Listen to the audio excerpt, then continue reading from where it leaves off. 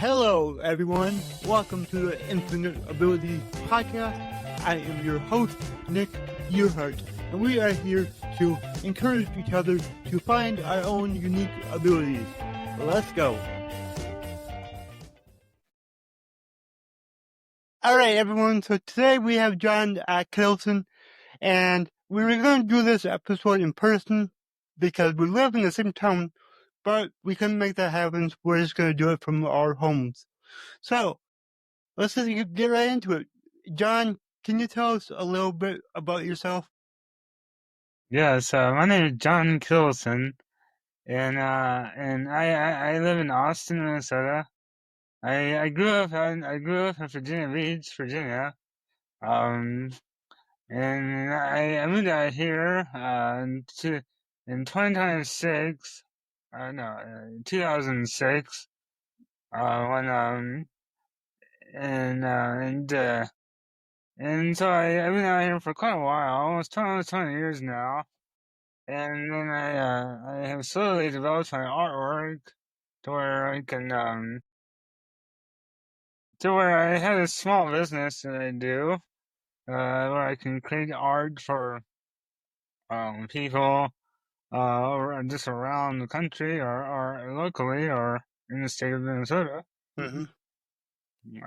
So yeah. And what's your business called? Well, it's People and Pets by Jon Kittleson. Yeah. Okay, awesome. And then, do you mind sharing about your disability as well? Because I have a lot of guests on that also have disabilities, and we'd like to talk about what we have, how it affects us, and kind of how we get through our struggles. Sure. So it's called rapid onset dystonia Parkinsonism. It's a long word. Yeah, definitely. It's just it's a form of Parkinson's. Okay. It's not exactly Parkinsonism. It's a form of Parkinson's. But it's a neurological muscular disorder. It just makes it really hard um to do normal things like. I have balance issues. I have hand dexterity issues and that sort of stuff. I actually wear leg braces to help me to get around a little easier. I use an upright walker when I walk around some. Mm-hmm. Primarily, I have just a power chair I use Okay. to in a van and all that stuff. It makes it a lot easier. So Oh yeah. it actually sounds similar to cerebral palsy, because that's what I have, and it's a neurological disorder, brain damage, so therefore it affects my muscles and everything. And I used to wear leg braces like you. Well, I should say I'm supposed to still wear leg braces, but I choose not to because I drive a car and you can't bend your ankles when you got braces on, so it kind of makes it hard to hit the gas and the brake. And I'm stubborn to where like I don't want hand controls, so it's like I just don't wear the leg braces, But yeah, but I like because it sounds like you just keep going no matter what. Like you said, it's hard to do normal things, but you figure out your own way to do them. Yeah, I just try to stay positive. I mean, I would say as an artist, you have to stay positive, and you're always meeting new people, and so it's really important to not put the small things, and also just be encouraged by just definitely what you have are able to do. Obviously, I can't run a mile, But Hmm. I'm not focused on that no longer. I used to. At one time, I was able to run a mile, but now that was so long ago. I don't even sweat no longer on that end. So I really try to focus on things I can do, Same. rather than things it'd be impossible for me to do. Now I can bike. Like I have a recurrent bike. It's a really long bike, so it won't tip over. So I can ride that. I take my dog out for a run when it's warm. When it warms up out here. Mhm. Hey, we're getting there though. It's like, what is it now? 60? So it's time to warm up. Finally. I'm excited. So, well, let's talk about your art. It's really cool that you found something that you're passionate with, something that you can make some money doing, and something that you're really good at. Like I've seen a lot of your art. Me and Kyle, my business partner, were just looking through your website, and yeah, it's all really good. What what made you start doing that? Like, how did you get into that? Well, I had a health condition back in middle school, which was causing not to be able to play sports any longer, and that's what kind of led me to have more interest in art. And so I was interested enough, and like into just kind of looking into it, where I ended up kind of going to school for it and trying to learn more on how I can grow in that field. But even if you do go to school for an art, it takes quite a while for you to learn your own style.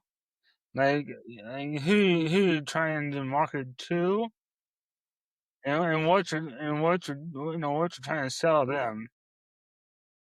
So it takes a little bit of time to learn all those sort of skills.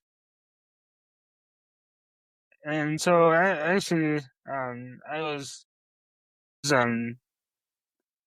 actually given a request to go to dog events and start drawing or start doing paint portraits for for people. Hmm.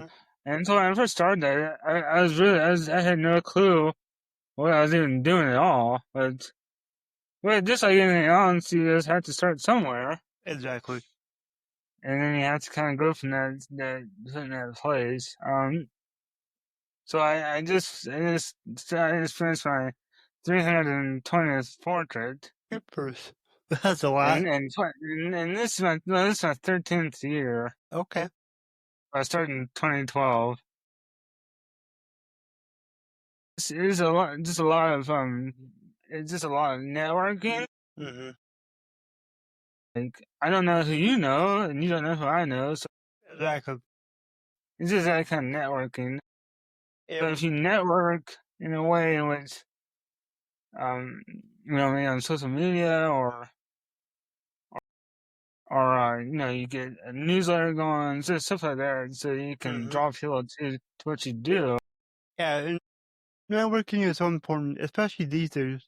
Well, and like, for instance, we have a mutual friend, Jacob Everson. Shout out to Jacob. And he's the one that's like, hey, you should reach out to John. I think you'd be a good guest on your podcast. And I was surprised that, I had never met you before. I know quite a bit of people around town, and I was like, how did I not know John? So I'm glad that we finally met. Yeah, it's Yeah. nice. So when it comes to your art, you do mostly animal? Yeah, I mean, I occasionally do like a person too. It's Mhm. like I mean that's just kind of like my business is gone, so Yep. I'm just you Yep. know Yeah, it doesn't matter to me at all. It doesn't. I don't have to do animals or no whatever I did. Mm-hmm. Well, for anybody watching this on YouTube, we will show you some of his artwork. Kyle, can you pull it up? There we go. Yeah, that stuff's cool.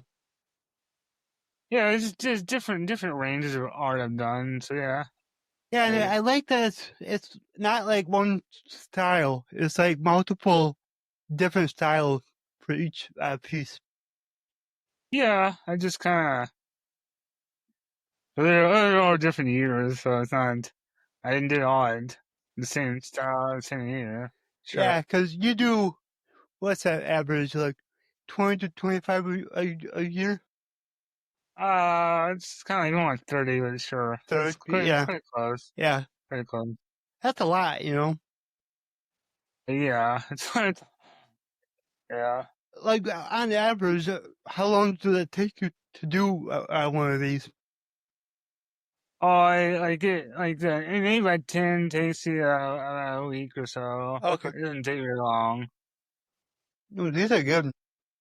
but it just depends on you know, well, whenever the client needs the art. So, I know we talked before, so like, a lot of times you're getting a request for something. Is that right? Yes, yes. I don't just do art just for my own sake. Yeah. I I seek people out that want art and want art. Hmm.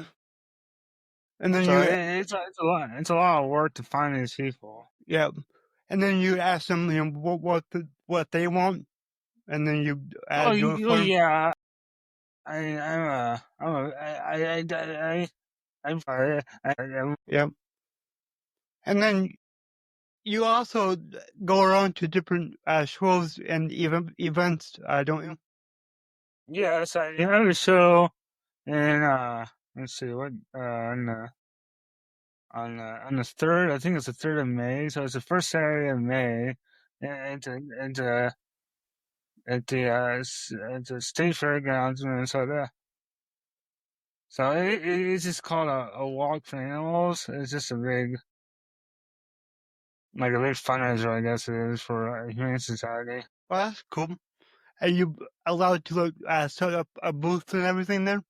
Yeah, I mean, I'm a Okay, vendor there, so okay, I'm a part of it. I got you. So you just kind of set your stuff up and then you just sort of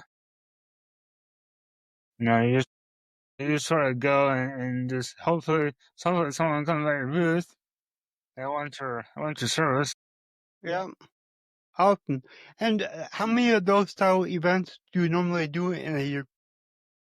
Oh, they start in May and they go out till about September, and I go out to I don't know about maybe a half dozen of them, Awesome. That's six awesome. or so. I gotta start doing more things like that because I don't really want to get out in our community. I do everything online. It's like I need to actually get out and be with people around here. I usually Yeah. travel around the country and go meet people everywhere else. I should probably get out in our own community. So awesome, awesome. Um, so how can people find you? What is your website? Just Jon Kittleson, just JONKITTLSON.com. Okay, Pretty easy. awesome. And then would you like people to find you on social media? Sure. I'm on Facebook. I'm on that kind of stuff, Instagram, and yeah. So Awesome, cool. And then I gotta ask you the same question that I ask everyone. So my slogan is "Your abilities are infinite." What does that mean to you? your abilities are infinite, or Yep, your it's abilities just are that infinite. all that you really shouldn't be looked at as though you have disabilities. I mean, it should be looked at as your abilities to do whatever. Well, whatever God has given you to do, and stop focusing so much on your inability to do something, but your ability to do it. So yeah, I've had all kinds of disappointments, all kinds of stuff going on in my life, and and uh and and there for a long time I had no income, I had nothing like that, and until I got on my disability income, and then and so that took a lot longer than I had thought it was going to take, and so um but it's just like enough in order to pay certain bills I have, Mm-hmm. and so I just I had a desire to be an artist, but that also came at a price because uh what are you willing to give up in order to focus on your dream? Mm-hmm. And so I really had to focus on that, and so my goals are to reach 30 or more or something like that number a year. A lot of times when I get art, it's a one time thing. It's like I do art for that person, and then that's it. And a lot of times I don't get reoccurring sales for that one person. Mm-hmm. So the idea I had to find I had to make a huge web in order to attract anyone to my services. Yep. Like unlike a gas station or a grocery store where you have these continuous people coming back and back and back. Mm-hmm. I think I've had a few people throughout my art where they bought gifts for people, Well, that's cool. like family members and stuff like that, where they had this ongoing thing for a few portraits. Mm-hmm. That's actually kind of rare for me. Yeah. Most of the time, it's just a one and done thing. Yeah. It's just part of the process. Yeah. Yeah, but that's like why I said you had to build a big net to attract people to you, and let people know about you and what you do. And Yeah. that's I'm in the same boat. Everything I do is online. It's not like people are seeing me every day out in public. It's like they're seeing me on social media and things like that. So I gotta make sure that I keep posting and telling people what I do, telling people how I help them. So yeah, and you dropped a truth bomb. You said, "What are you willing to give up to reach your dreams," or something like that. So it was close to it. You said it better than I did, but that is like such a powerful statement, and it's one that we all underestimate when we get into entrepreneurship. We Oh yeah. don't think about everything that we have to give up to create the life that we want. So I'm glad that you brought that up. So, well, John, this was really great. Thank you so much for being on the show. Yes. No problem. All right, we will see you next time. Okay. Thank you. If you enjoyed this show, please go ahead and share it on your Instagram story and tag me here, the Nick Yerhart. Also, go ahead and share it anywhere else that you see fit, because the only way that I can grow this is by you guys sharing it. I don't sell anything on here. I don't have any sponsors, so let's just get it out there by word of mouth and help more people. Alright, everyone, remember, your abilities are infinite.